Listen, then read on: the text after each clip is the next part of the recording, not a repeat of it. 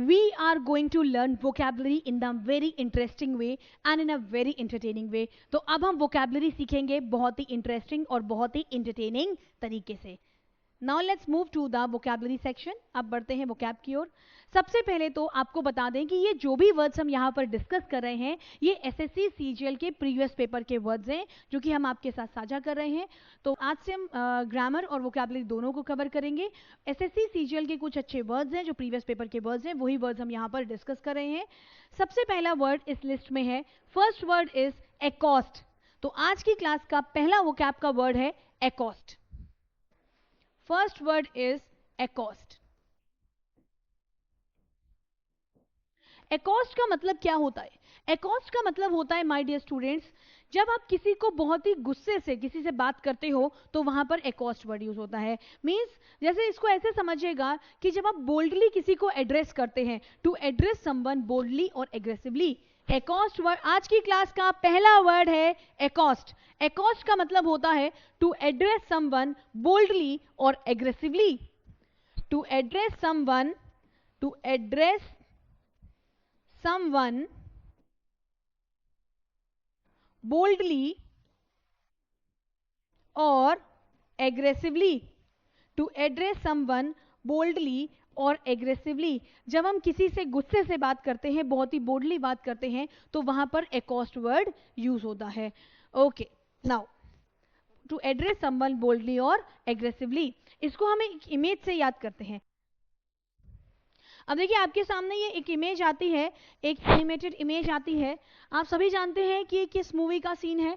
जी हाँ, ये सिंघम मूवी का सीन है. और आप देखिए कि यहाँ पर जो है पुलिस क्रिमिनल के पीछे रन कर रही है और जैसे ही क्रिमिनल को पकड़ा कैसे उसे ट्रीट किया, एकॉस्ट किया.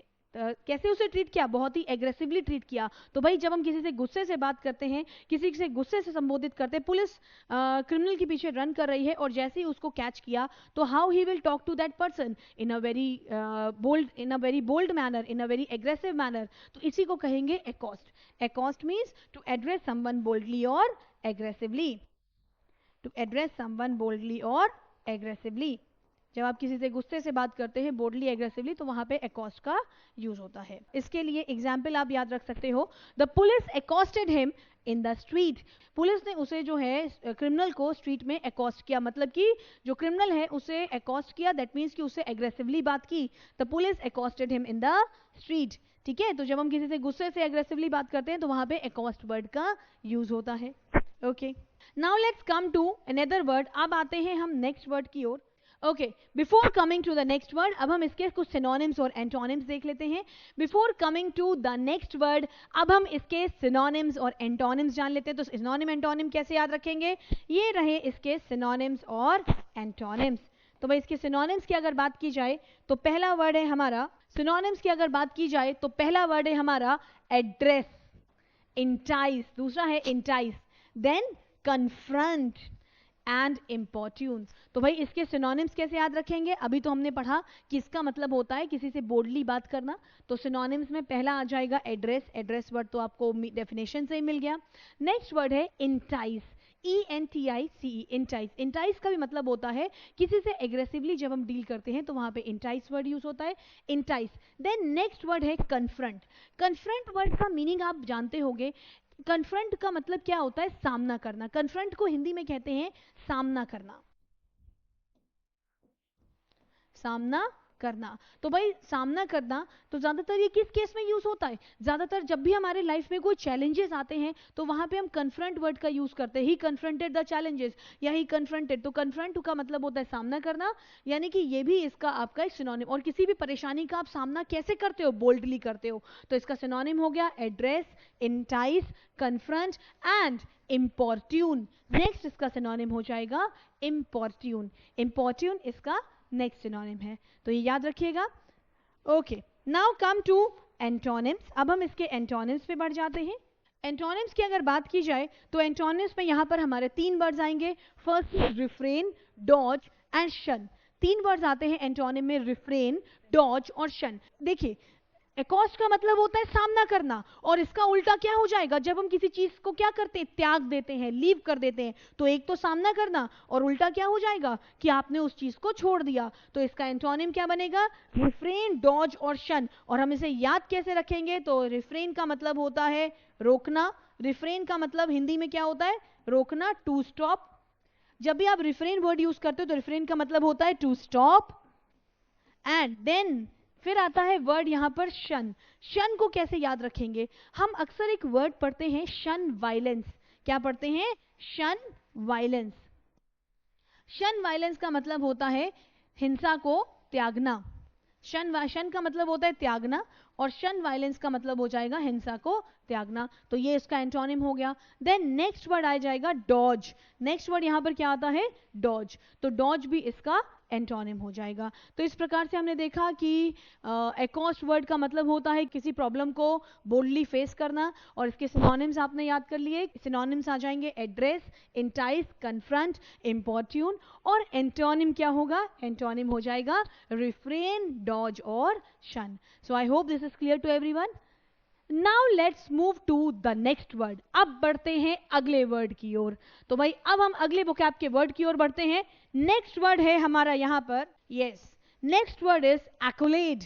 अगला शब्द है एक्कोलेड। इसमें साउंड कैसी आ रही है, accolade sounds like chocolate. Accolade, it sounds like chocolate. Accolade का मतलब क्या होता है, एक्कोलेड साउंड में किसकी साउंड आ रही है, इट साउंड्स लाइक चॉकलेट। तो भाई एक्कोलेट का मतलब होता है कि जब आप किसी को उसके अचीवमेंट के लिए पुरस्कार देते हो, अवार्ड देते हो, अप्रिशिएट करते हो, तो दैट इज कॉल्ड एक्कोलेट। तो एक्कोलेट का मतलब होता है शाबाशी या पुरस्कार। और इट साउंड्स लाइक, आप इसको चॉकलेट से भी याद रख सकते हैं कि भाई इट साउंड्स लाइक चॉकलेट। जब आप किसी को उसके अच्छे कार्य के लिए, उसके अचीवमेंट के लिए अवार्ड देते हो, तो दैट इज कॉल्ड एक्कोलेट। तो एक्कोलेट का मतलब होता है शाबाशी या पुरस्कार। अ मार्क ऑफ एक्नॉलेजमेंट और award, a mark of acknowledgement और अवार्ड्स। तो आप इसको याद कैसे रखेंगे, तो देखिए बहुत ही सिंपल सा है, एक मूवी की इमेज है जो हमने यहाँ पर लगाई हुई है। तो भाई देखिए आप इसको याद कैसे रखेंगे कि आपने बहुत सारी मूवीज में देखा होगा कि जो अवार्ड जब जीता जाता है तो वहाँ पर एक बढ़िया सी स्पीच होती है। तो बस आप इसको भी याद रख सकते हैं कि भाई अगर कोई प्राइज जीतता है, कोई अवार्ड जीतता है, तो that is called एक्कोलेड।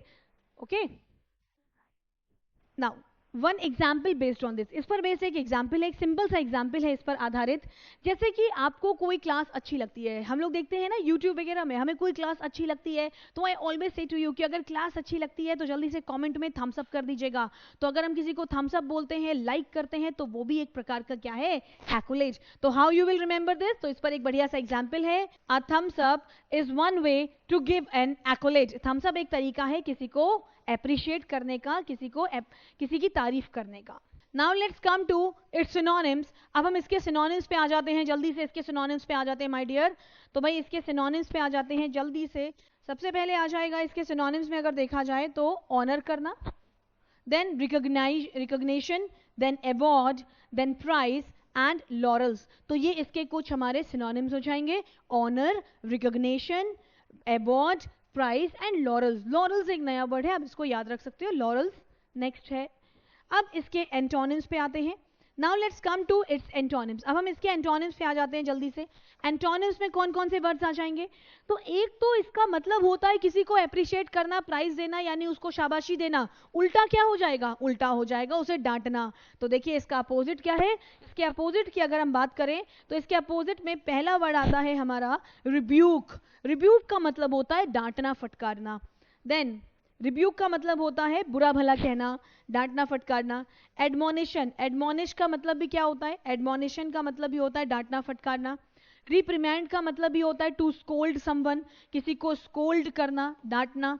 Then condemnation, condemnation क्या होता है माय डियर, कंडेमनेशन आपको मालूम है ना, जब किसी पे कोई आरोप लगाया जाता है तो कहते हैं ना कहीं इज कंडेम टू मर्डर, मतलब आरोप लगाना। तो कंडेमनेशन का मतलब आरोप लगाना। तो ये इसके एंटोनिम हो जाएंगे, आरोप लगाना, दोषारोपण करना या आरोप लगाना। This is clear to everyone. Rebuke, एडमोन, इसके एंटोनिम्स क्या होंगे, rebuke, admonition, reprimand and condemnation. Now let's move to the next word. अब बढ़ते हैं आज की क्लास के अगले शब्द की ओर। ये रहा आज की क्लास का अगला शब्द। Yes, next word is averse. अगला वर्ड है so the third word of today's class is averse. Averse का मतलब क्या होता है? एवर्स का मतलब होता है किसी चीज को नापसंद करना, डिसलाइक करना. एवर्स का मतलब होता है डिसलाइक करना. So what does this word mean? This means, averse means strongly disliking और अपोज टू. जब आप किसी चीज को नापसंद करते हो तो that is called averse to. This is clear? Averse का मतलब होता है किसी चीज को हेट करना, डिसलाइक करना. क्लियर है? ओके. नाउ अब इसके सिनोनिम्स को देख लेते हैं जल्दी से. तो एवर्स का मतलब नापसंद करना, डिसलाइक करना. अब इसे याद करने की ट्रिक क्या होगी? तो इसको याद करने का एक बढ़िया सा तरीका है. हम सभी को याद है कोविड-19 का टाइम, 2020 का टाइम. 2020 में क्या था? हम सभी ने, एक टाइम था जब टिकटॉक ऐप जो थी बहुत पॉपुलर थी युवा के बीच में. लेकिन जैसे ही कोविड आया तो हम सभी ने क्या किया कि चाइनीज ऐप को डिसलाइक करना शुरू कर दिया. सभी ने चाइनीज ऐप्स को बिल्कुल खारिज कर दिया, डिसलाइक कर दिया. तो एक टाइम था कि लोग टिकटॉक ऐप को बहुत अच्छा मानते थे, बहुत इसको एंजॉय करते थे. लेकिन कोविड के बाद लोग, हम सभी ने चाइनीज ऐप को डिसलाइक करना शुरू कर दिया. तो ये कह सकते हैं कि how we will remember this word.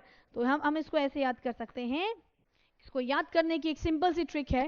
People are averse to Chinese apps after कोविड-19 पेंडेमिक. कोविड-19 पेंडेमिक के बाद लोगों ने चाइनीज एप्स को डिसलाइक करना शुरू कर दिया. People are averse to Chinese apps after कोविड-19 pandemic. People are averse to Chinese apps after कोविड-19 पेंडेमिक. ओके. लोगों ने डिसलाइक करना शुरू कर दिया चाइनीज एप्स को कोविड-19 पेंडेमिक के बाद. अब आते हैं अगले वर्ड की ओर. अब बढ़ते हैं हम नेक्स्ट वर्ड की ओर. नेक्स्ट वर्ड है हमारा, एक बात यहां पर ध्यान रखनी जरूरी है, क्योंकि जब भी हम कोई वर्ड पढ़ेंगे तो हमें उसे बिल्कुल अच्छे से डिटेल में समझना जरूरी है. अब एवर्ड से रिलेटेड एक ग्रामर का पॉइंट क्या है? क्योंकि आज की क्लास में हमने प्रेपोजिशंस पढ़ा है, तो यहाँ पे प्रेपोजिशन से रिलेटेड एक इंपॉर्टेंट जानकारी है. वो ये है कि एवर्ड्स वर्ड के साथ आप हमेशा टू प्रेपोजिशन का यूज करोगे. जब भी आप एवर्स वर्ड का प्रयोग किसी भी वाक्य में करेंगे, सेंटेंस में करेंगे, so you will always use to preposition with it. Averse is, always remember this thing, ध्यान रखिएगा इस पॉइंट को. Averse is always followed by to preposition. Averse के साथ हमेशा टू प्रेपोजिशन का यूज करते हैं. इसके साथ आप हमेशा टू प्रेपोजिशन का प्रयोग करोगे. This is clear to everyone? Clear हो गया है तो जल्दी से कमेंट में यस लिख दीजिएगा. Now let's move further. अब बढ़ते हैं इसके आगे. अब आते हैं इसके सिनोनिम्स और एंटोनिम्स पर. तो इसके सिनोनिम्स की अगर बात की जाए, एवर्स का मतलब डिसलाइक करना. अब इसके सिनोनिम्स और एंटोनिम्स की ओर बढ़ते हैं. तो अब हम इसके सिनोनिम्स पे आ जाते हैं. सबसे पहले इसके सिनोनिम्स की अगर बात की जाए तो सबसे पहले तो इसका सिनोनिम है, पहला वर्ड है एंटागोनिस्टिक, फिर है लोथ, देन एंटीपैथेटिक एंड इनेमिकल. एंटागोनिस्टिक. एंटागोनिस्टिक किसको बोलते हैं? आपने एंटागोनिस्ट सुना होगा. किसी भी कंट्री में जो विरोध करने वाले लोग होते हैं, जो रिबेलियंस होते हैं, जो रिबेल करते हैं, किसी भी, आपने देखा सुना होगा. इसका एक बेस्ट एग्जांपल है जब साउथ अफ्रीका में व्हाइट्स और ब्लैक्स का डिफरेंशिएशन चल रहा था, अपार्थाइड की सिचुएशन चल रही थी, तो वहां पे नेल्सन मंडेला ने 30 साल तक उसका विरोध किया. और ये जो विरोध करने वाले थे वो शुरुआत में गवर्नमेंट में क्या माने जाते थे? उन्हें एंटागोनिस्ट ही कहा जाएगा, रिबेलियंस ही कहा जाएगा. तो एंटागोनिस्ट का मतलब होता है रिबेलियन, और एंटागोनिस्टिक क्या हो जाएगा? एंटागोनिस्टिक का मतलब विरोध करना. तो मींस डिसलाइक करना या किसी चीज का विरोध करना. तो एंटागोनिस्टिक हो गया. क्लियर? एंटागोनिस्ट मतलब विरोध करना या डिसलाइक करना. देन नेक्स्ट वर्ड है लोथ. लोथ का मतलब क्या होता है? समझ में आ रहा है ना? एवर्स का मतलब नापसंद करना. अब इसके सिनोनिम्स क्या हो जाएंगे? एंटागोनिस्टिक. एंटागोनिस्ट कौन होते हैं? जो विरोध करते हैं, रिबेलियंस होते हैं. और एंटागोनिस्टिक मतलब विरोध करना. नेक्स्ट वर्ड है लोथ. लोथ का मतलब होता है बैड और इविल, बुरा या इविल. लोथ का मतलब होता है बैड और इविल. तो ये भी इसका सिनोनिम हो गया. नेक्स्ट वर्ड है एंटीपैथेटिक. एंटीपैथेटिक का भी मतलब होता है किसी के प्रति दुर्भावना रखना. एंटीपैथेटिक का मतलब दुर्भावना रखना. अब देखिए ये जो पैथेटिक वर्ड है ना, इसके बारे में थोड़ा सा हम रूट जान लेते हैं. इसका अगर रूट वर्ड देखें तो यहाँ पे आप इसको ऐसे समझिएगा. इसको अगर हम थोड़ा सा रूट वर्ड के थ्रू समझें, आई होप कि आपको समझ में आ रहा है. क्लास अच्छी लग रही है? क्लास अच्छी लग रही है तो जल्दी से कमेंट में यस लिख दीजिए. अगर समझ में आ रहा है तो कमेंट जरूर करिएगा. Okay. Now next word is antipathetic. Antipathetic क्या है? ये किससे बना है? तो हर वर्ड एक रूट वर्ड से बना होता है, और अगर हम देखें तो एंटीपैथेटिक के बारे में देखा जाए तो ये पैथोस से बना है, पैथोस वर्ड से बना है जो कि इसका रूट वर्ड है, और पैथोस वर्ड का मतलब होता है फीलिंग, और पैथोस से रिलेटेड कई सारे वर्ड होते हैं, जैसे कि इसमें आपका आता है, अगर हम देखें तो इसके कई सारे वर्ड्स हैं, सिंपैथी, पैथोस से बने हैं कई सारे वर्ड, सिंपैथी, फिर है आपका पैथी, सिंपैथी है, नेक्स्ट वर्ड है यहां पर इसी से रिलेटेड नेक्स्ट वर्ड जो है that is empathy, sympathy, empathy, फिर नेक्स्ट वर्ड आता है हमारा अपैथी एंड एंटीपैथी, अपैथी और antipathy. First is sympathy, then is empathy, apathy and antipathy. Sympathy का मतलब होता है किसी के दुख तकलीफ को देख करके जब आपके मन में उसके प्रति दया होती है तो that is called sympathy. Empathy का भी मतलब होता है कि आपने उसकी प्रॉब्लम को देखा और आप, सिंपैथी का मतलब होता है किसी के प्रति दया की भावना रखना, एम्पैथी भी इसी से मिलता जुलता वर्ड है। अगर हम बात करें अपैथी, तो अपैथी का मतलब होता है कि हैविंग नो फीलिंग, अपैथी का मतलब होता है कोई भावना ना रखना, तो अपैथी मतलब हैविंग नो फीलिंग, पैथोस का मतलब फीलिंग, और इससे रिलेटेड जो वर्ड्स है पहला है सिंपैथी, सिंपैथी का मतलब किसी के दुख को देख करके अगर आप दुखी होते हो दैट इज सिंपैथी। एम्पैथी थोड़ा सा इसी से डिटेल वाला वर्ड है कि आप उसके दुख को अपने दुख की तरह समझते हैं तो वो हो कहलाएगा एम्पैथी। देन अपैथी का मतलब हो जाएगा हैविंग नो फीलिंग, अपैथी का मतलब हैविंग नो फीलिंग, कोई फीलिंग ना होना, कोई भावना ना रखना। एंड फिर आता है एंटीपैथी, एंटीपैथी का मतलब होता है हैविंग बैड फीलिंग, दुर्भावना रखना। क्लियर है सभी को? ओके, नाउ एंटोनिम्स की अगर बात की जाए, अगर हम इसके एंटोनिम्स पे आ जाएं तो अपोजिट, अच्छा इसके बाद एक और वर्ड है इनिमिकल, तो इनिमिकल आप कैसे याद रखोगे? इनिमिकल वर्ड जो है इसका भी मतलब होता है, इनिमिकल का भी मतलब होता है बैड, बुरा, ठीक है। इनिमी को आप ऐसे याद रखना कि ये एनिमी की तरह साउंड करता है, और एनिमी के प्रति हमारी भावना कैसी होती है? बैड होती है, तो ये इसके सिनोनिम्स हो जाए। तो एवर्स का मतलब हो जाएगा डिसलाइक करना, इसके सिनोनिम्स हो जाएंगे एंटागोनिस्टिक, लोथ, एंटीपैथेटिक, इनिमिकल। एंटोनिम्स क्या होंगे? एंटोनिम्स में आपके वर्ड्स आ जाएंगे, first is friendly, then kind, then sympathetic, friendly, kind और सिंपैथेटिक। ओके, अब बढ़ते हैं अगले वर्ड की ओर, अब आ जाते हैं नेक्स्ट वर्ड पे। नेक्स्ट वर्ड है astute, next word is astute. Astute का मतलब क्या होता है? इसका मतलब होता है चालाक, चतुर, दैट इज एस्ट्यूट का मतलब होता है चालाक, चतुर, इंटेलिजेंट, स्मार्ट। जैसे कि आज के टाइम में आपको क्या होना चाहिए? You have to be intelligent, you have to be smart, you have to be clever.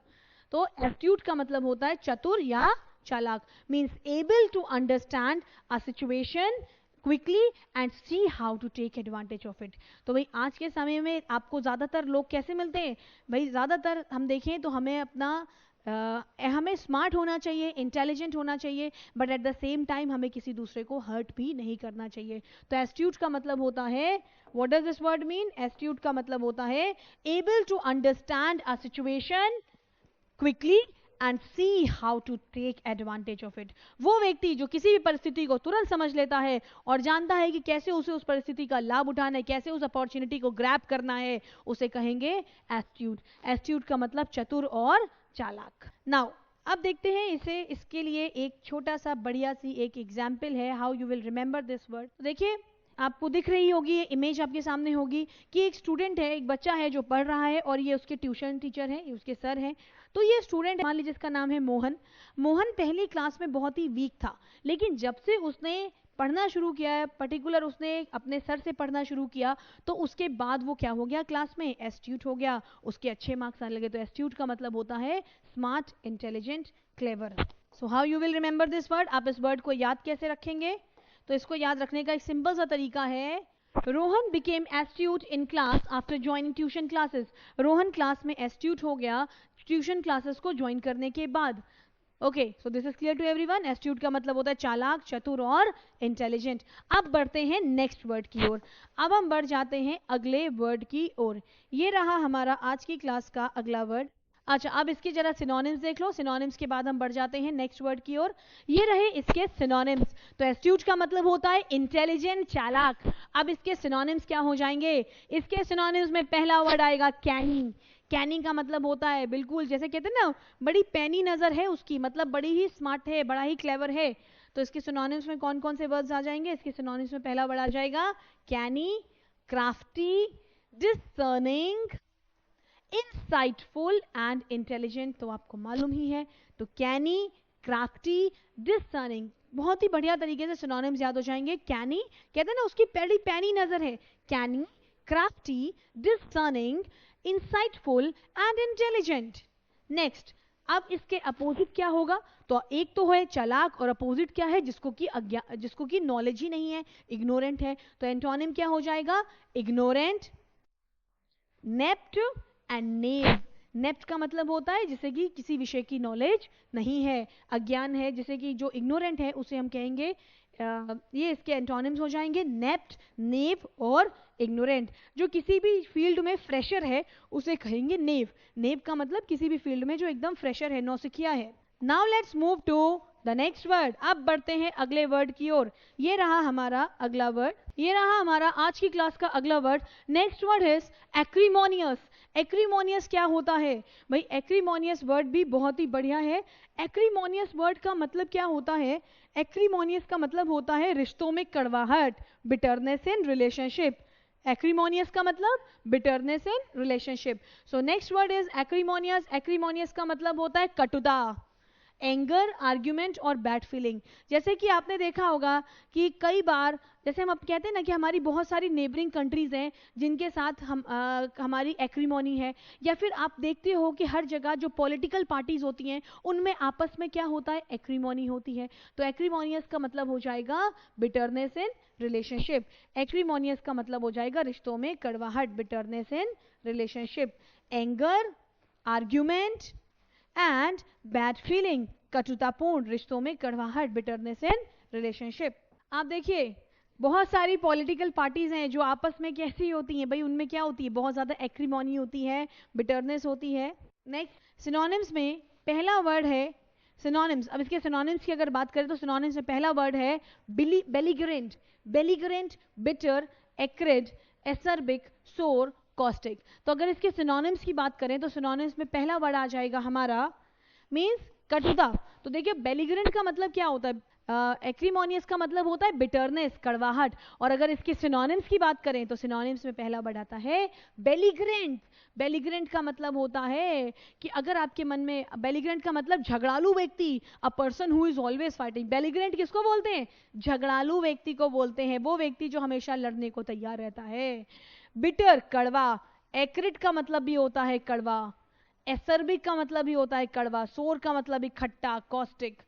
Caustic. तो बेलिग्रेंट का मतलब होता है a person who is always fighting. Belligerent का मतलब a person who is always fighting, वो व्यक्ति जो हर समय लड़ने को तैयार रहता है। A person who is always fighting, belligerent. Clear?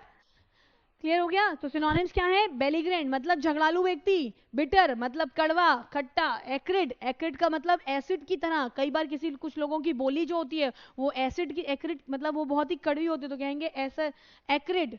Acerbic कहेंगे, एक्रिड कहेंगे, सोर, कॉस्टिक। इसका एंटोनिम क्या होगा? इसका एंटोनिम हो जाएगा बहुत ही मधुर। तो इसका एंटोनिम क्या हो जाएगा? Sweet, pleasant and genial. मतलब कि बहुत ही गुड नेचर पर्सन, बहुत ही फ्रेंडली पर्सन को हम कहेंगे जीनियल पर्सन, प्लीजेंट या स्वीट।